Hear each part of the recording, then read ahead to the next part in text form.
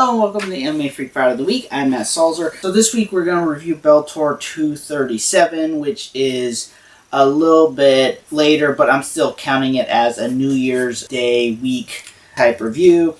So here we're going to have the main event, which was Fedor Emlianenko, the Last Emperor, versus Quentin Rampage Jackson. A heavyweight, truly heavyweight Quentin Rampage Jackson.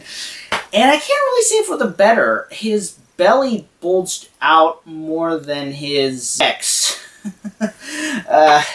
That's kind of the wrong way you want to go when it comes to heavyweight. But also of note, this was also manufactured as Bellator Japan, Bellator Risen Japan, and it was at the Saitama Super Arena, Bellator's first time going to the land of the rising sun.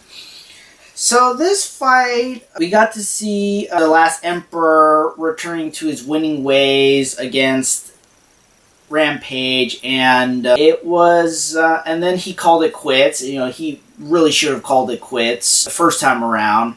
His second run has been kind of, but it's nice to see him go out on a win. You kind of do want to see fighters go out on a win. It's kind of a downer to see them go out on a loss. I have no idea how many more fights Rampage has to go, but he's got that going. Then we had Michael Chandler going against replacement Sidney Outlaw, replacing Benson Henderson. Benson Henderson had an injury. And Chandler did pretty well. He knocked him out, so it's nice to see him get another win, possibly making a case for a title challenge against Patricio Pitbull Ferreira. I believe that's how you pronounce it in the Portuguese. Anyways, so then Michael Venom Page knocking out Shinzo Anzai, who went pretty far. The guy can take a hit. But that fight went for Page. And of note, there was a theme of Bellator versus Rizin this whole time, and this was one of those fights that was along that theme, and of course Bellator won out. Then you had Lorenz Larkin doing a pretty good job of basically keeping it standing against Keita Nakamura, and he won that one. Then Hana Watanabe and the girls had a TKO against Alara Joanne, so that one was pretty good. Then you had Goita Yamauchi meeting Darren Cruikshank.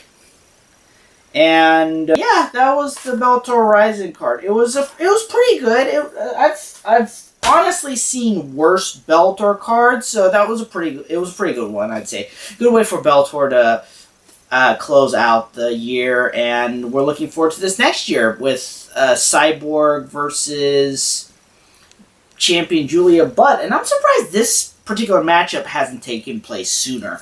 But of note is the fact that Cyborg has the unique opportunity to win all the major, of the time, up until this point, featherweight championships. She won the Strikeforce Women's Featherweight Championship. She won the Invicta Featherweight Championship. She won the UFC Women's Featherweight Championship. Now she has the opportunity to win the Bellator Women's Featherweight Championship. That's all the major featherweight championships that have existed up to until this point.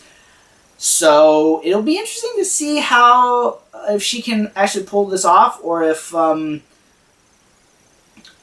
best days are behind her. I would say no, because she did beat Felicia Spencer in rather convincing fashion. So either way, thank you very much.